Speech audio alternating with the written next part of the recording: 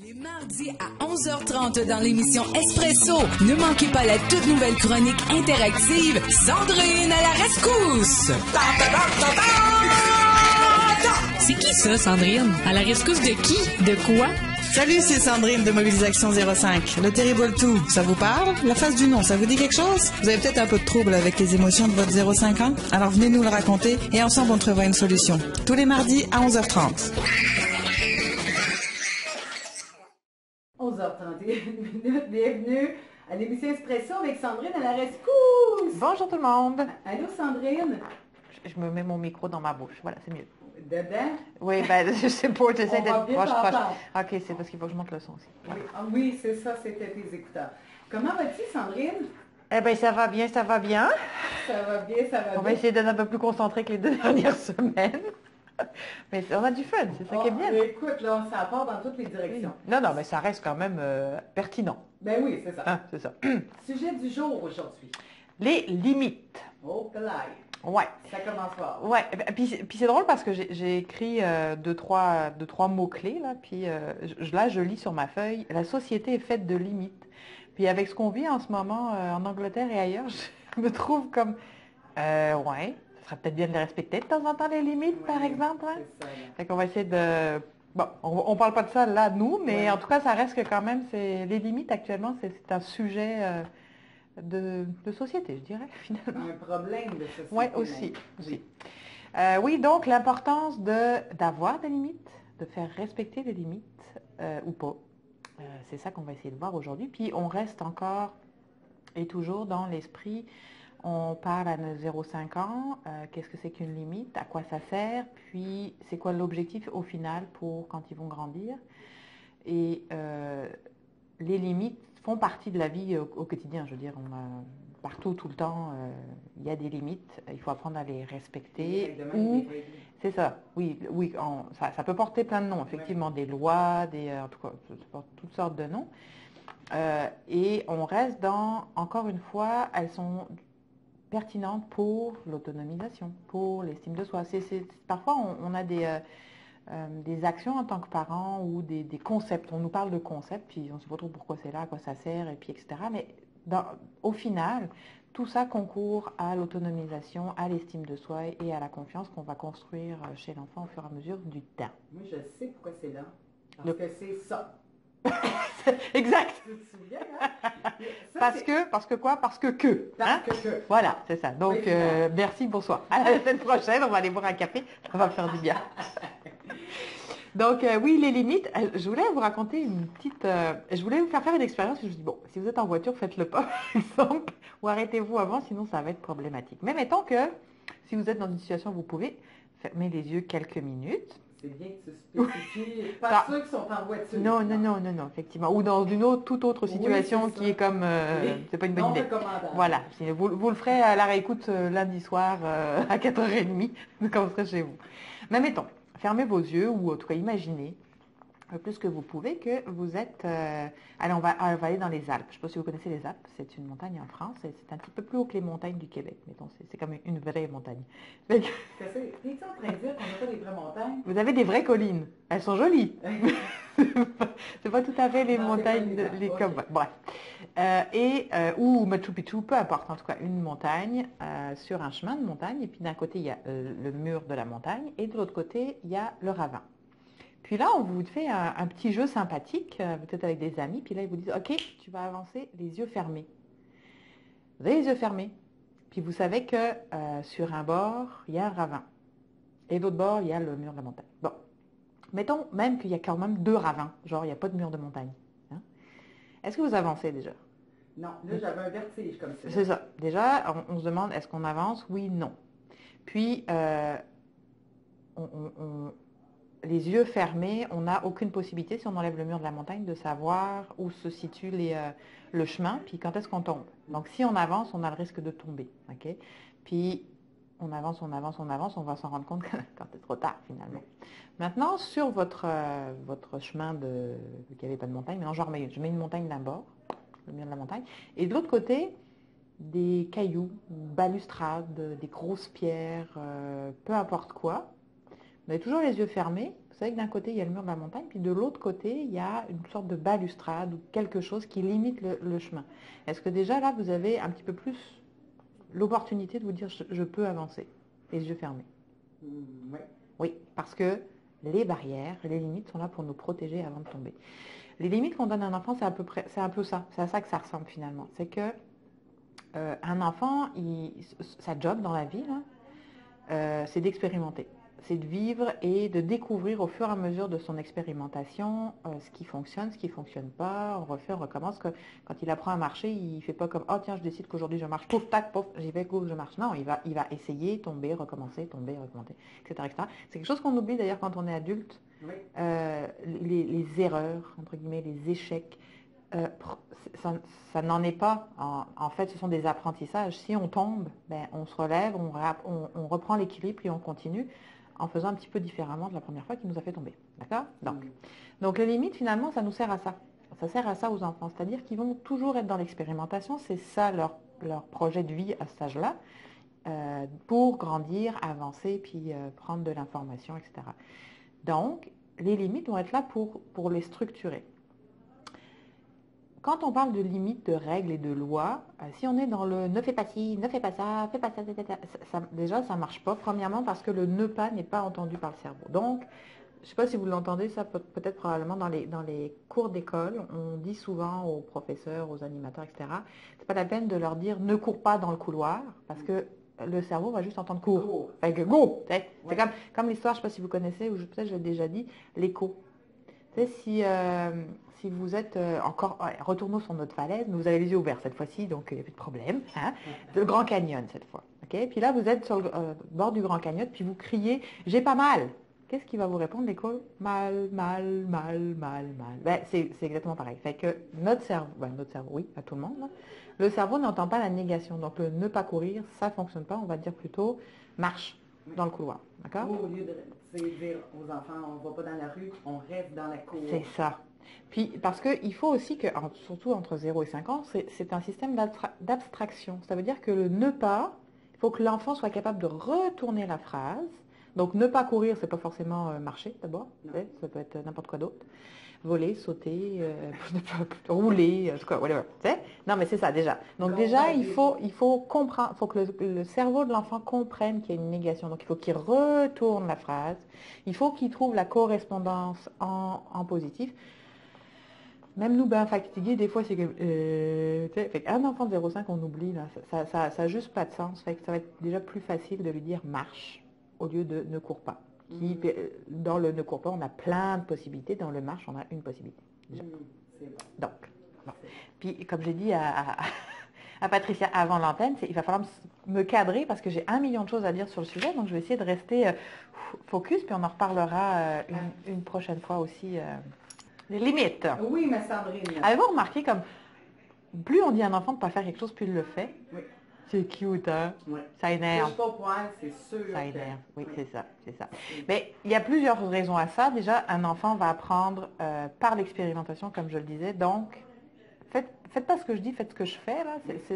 Ou on dit l'inverse quand on est parent, mais en tout cas, c'est vraiment ça. C'est permettre à l'enfant de faire des expériences pour qu'il apprenne. Un enfant apprend par le corps. Avant d'apprendre avec sa tête, comme on demande à faire à l'école après, là, ça ne fonctionne pas. Dans la vraie vie, ça ne fonctionne pas. On apprend par le corps, par les ressentis, par les émotions, par le vécu. D'accord? Donc, ce n'est pas la peine de dire à un enfant ne fais pas ci, ne fais pas ça.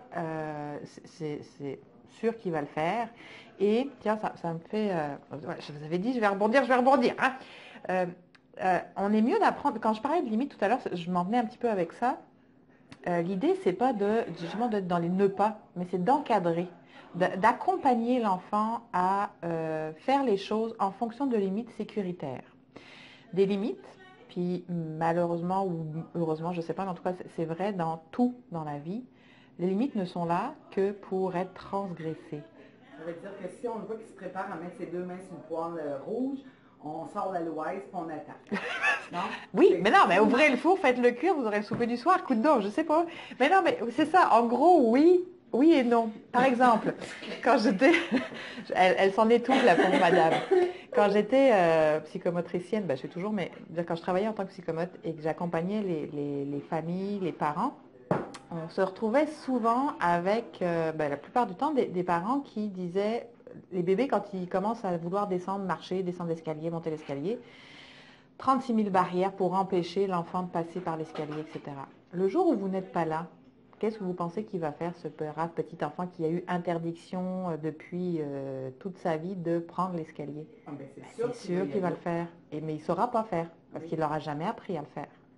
Donc moi, ce que j'expliquais aux parents, puis c'est une image, mais une image qui représente plein d'autres situations, c'est que plutôt que d'empêcher l'enfant d'utiliser les escaliers en mettant des barrières et puis en empêchant de vivre l'expérience, on va lui apprendre comment le faire de façon sécuritaire. Donc, là, je montrais aux parents comment faire en marche arrière, etc., etc.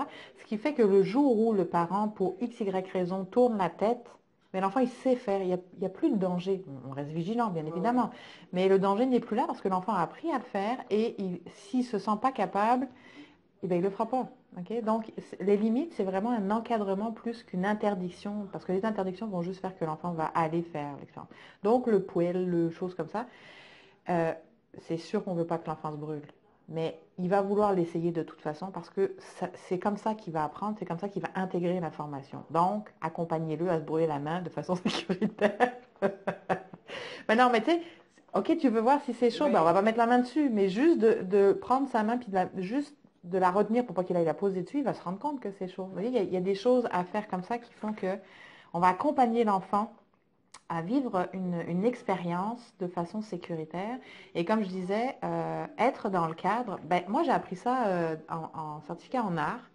Quand j'ai fait de l'art, j'arrive à mon premier cours, qui était un livre d'artiste. Je n'avais jamais fait ça de ma vie.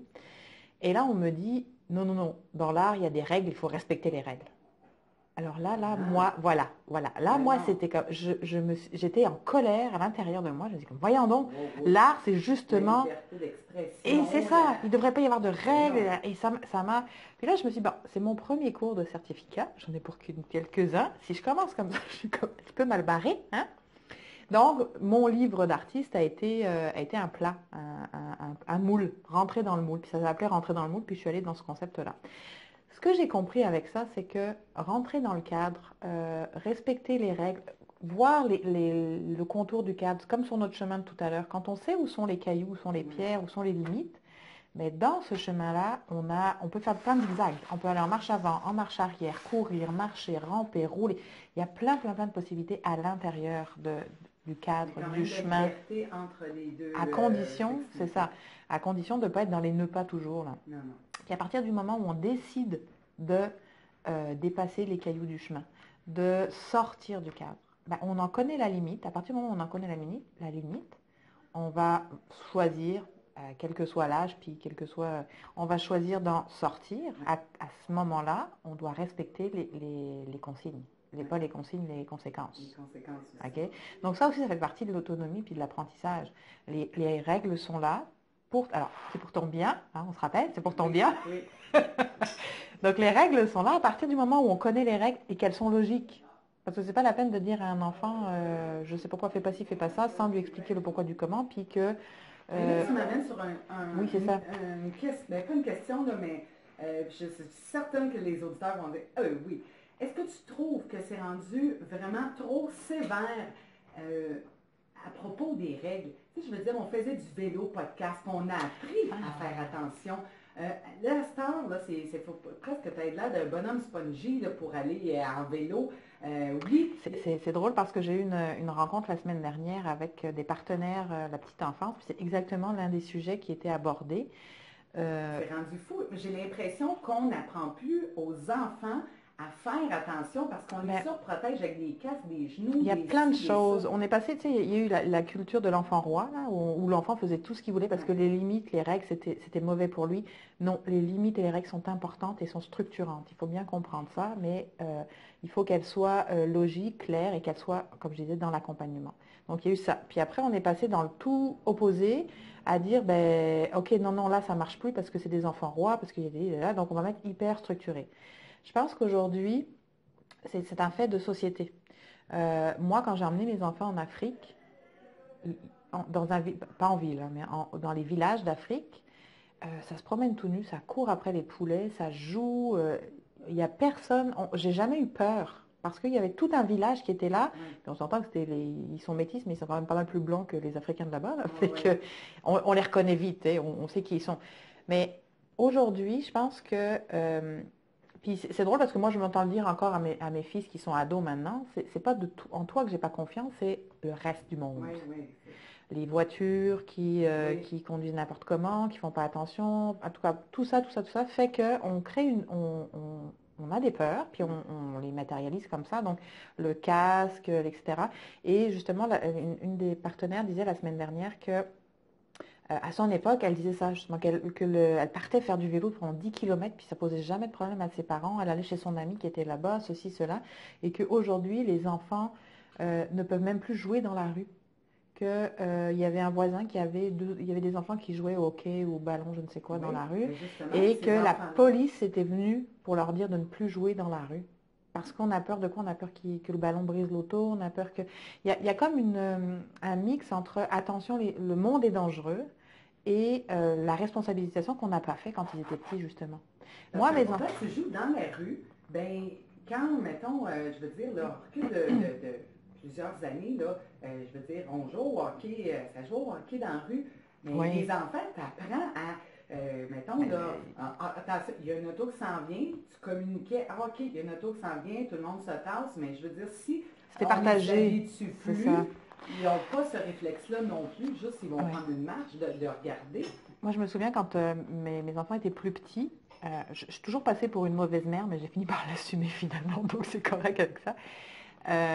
Je le voyais parce que je voyais la réaction des adultes qui étaient présents. C'est que mes enfants ont appris très très jeunes à marcher sur le trottoir sans me tenir la main. C'est pas que je les ai forcés, c'est que je leur ai appris à respecter les limites du trottoir, etc., etc. Et j'ai jamais eu peur.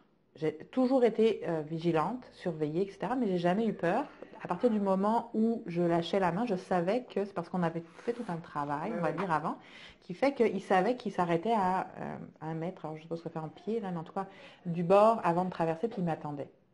Mais le nombre de fois que j'ai vu le regard des approbateurs, des adultes qui arrêtaient l'enfant, mais qui était à comme 1 mètre du bord, qui allait, de toute façon, qui s'arrêtait là, mes enfants ont toujours fait ça. Mais on avait travaillé ça avant, puis ils savaient, il y avait comme une distance de sécurité qui faisait que ça se faisait tout naturellement. Puis si j'avais pas fait ça, ou si j'avais fait différemment en tenant la main, le jour où l'enfant il rit... Ah oui, c'est ça, qu'on en voit, là. Mais les parents qui courent après les enfants sur le trottoir parce que les garçons lâchent la main. Comme les laisses pour enfants. Non. Je peux-tu dire que... ok, non, merci. J'ai le droit de le dire? Ok, oui, j'ai le droit. Non, c'est un des exemples qui fait que ça, c'est une limite qui, pour moi, je trouve pas le terme, mais c'est une limite... j'ai pas le mot, en tout cas. Ça fonctionne pas. Je veux dire, si vous tenez un enfant avec une laisse, déjà, c'est quand même assez... Bon, pour moi, au niveau de l'estime de soi, c'est assez particulier, là. Mais on n'apprend rien à l'enfant à ce moment-là. L'adulte se déresponsabilise en tenant par la laisse. On n'apprend pas à l'enfant à rester proche, à tenir la main. Le contact, puis on voit que les enfants n'aiment pas ça, puis je les comprends tellement. Moi, écoute, imaginez-vous marcher avec une laisse dans la rue, là, sérieusement. Fait que, bon, mais il y a...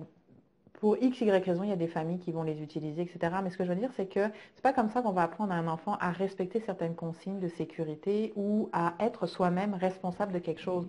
Au contraire, ça va, dans ma tête, à moi, ça va faire l'effet contraire. La journée que vous allez enlever la laisse, voilà. Ça va faire comme un beau là, au printemps qu'on sort dans le bagage. C'est ça.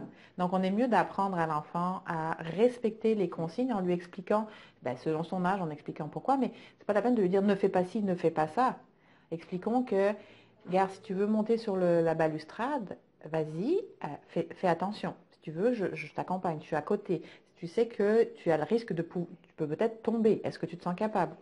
Il y a tout un processus qui fait comme ça pour que l'enfant comprenne que, ok, il y a une limite qui est X, Y, Z, mais qui a une notion derrière de sécurité, une notion de ce qu'on veut. Là. Et puis, il y a, je ne pense pas qu'on aura le temps d'en parler aujourd'hui, mais il y a aussi le petit cue de « Ah ben avec maman, ça prend 4 noms qui finissent par un oui, avec papa c'est one shot, puis on oublie là. » Oui, ça aussi, ça va être intéressant d'en parler, mais on n'aura pas le temps aujourd'hui, fait que on en parlera la prochaine fois. Ce que je voulais vraiment dire aujourd'hui, c'est les limites sont importantes. les limites, c'est pas forcément de la frustration. C'est de faire comprendre que dans un cadre, le cadre n'a pas besoin d'être serré, collé, pas fonctionnel. Là. Dans un cadre, on a beaucoup de liberté. À partir du moment où on sort du cadre, qui peut être par exemple, je sais pas, le jardin, juste le jardin de la maison, dans le jardin on peut jouer, on peut faire plein de choses dans le jardin. Okay? À partir du moment où on passe la barrière, ben, c'est un autre comportement qu'on doit avoir. Pourquoi? Parce qu'il y a la sécurité, parce qu'il y a les voitures, parce qu'il y a ceci, parce que cela. À partir du moment où on quitte l'espace du jardin, on accepte les conséquences qui peuvent être danger ou qui peuvent être une punition, une conséquence, maman va être fâchée, papa va être fâché, peu importe quoi. Alors, je veux dire, c'est comme en faisant comprendre à l'enfant les limites, en les expliquant, ben, il sait que s'il les dépasse, puis faites pas d'illusion, il va les dépasser un jour. Mais il vaut peut-être mieux qu'il les dépasse à 5 ans dans quelque chose de gérable qu'un enfant sans limite va, à l'âge adolescent et adulte, va pousser, mais pas forcément volontairement. Mais s'il n'y a jamais eu de barrière pour l'empêcher de tomber dans le ravin, il va y aller droit dedans. Parce qu'il ne saura pas, il va chercher les limites toute sa vie, il va chercher. Juste une petite vite là, sur l'autoroute, vous avez l'autorisation de rouler entre temps et temps. Si on vous, c'est 100, je ne sais même plus la française, j'ai toujours eu de la misère, 100 et 110, non 90, 110. Je crois. En tout cas, non, même pas. Bref. Ça, là. Ouais. Je sais pas. En tout cas, bon, bref. Je veux dire, si on vous dit, vous avez le droit de rouler à 100. C'est ça que vous n'avez pas le droit de rouler à 99. Non. Mais mettons que je vous dis, vous roulez à 100 obligatoire. Vous ne pouvez pas rouler à 99, vous ne pourrez pas rouler à 101, vous êtes obligé de rouler à 100. C'est hyper stressant. Vous êtes toujours comme ça. Maintenant, si je vous dis, vous avez le droit de rouler entre 90 et 110. Entre 90 et 110, il y a 20. Il y a 20 différentiels qui vous permettent de jouer au-delà de ça. À partir du moment où vous êtes avant 90 ou après 110, vous savez que vous vous exposez à des conséquences X, Y, Z qui ont été expliquées, mais dans cette fourchette-là, donc c'est là que je voulais en venir, pas forcément dire à l'enfant ne fais pas ça, mais donnez-lui une fourchette d'action qui va permettre de dire, comme le fameux prends-tu ton bain avant ou après souper, l'enfant a l'impression d'avoir un choix. Mais vous savez qu'il va souper et qu'il va prendre son bain. Ouais. Mais laissez-lui l'opportunité d'avoir ce choix-là qui va permettre d'aller dans l'autonomie. Et j'en aurai encore des heures et des heures à en parler, fait que je vais m'arrêter là. Mais oui, je sais. Juste un petit dernier mot pour vous dire que la semaine prochaine, on reçoit la voix des parents. Le sujet, ça va être l'accouchement à la maison, maison de naissance, à l'hôpital, etc., etc. Différents choix qui s'offre à nous, avec une maman qui est en plein dedans, et puis une autre maman qu'on a eu un certain nombre aussi. Fait que on va suivre alors mardi prochain. Oui. Hey, super. Hey, merci beaucoup Sandrine. Ça fait plaisir. Alors, bonne liberté dans toutes ces limites. Tout à fait. Je vais aller jouer là-dedans. Merci beaucoup. Bye bye.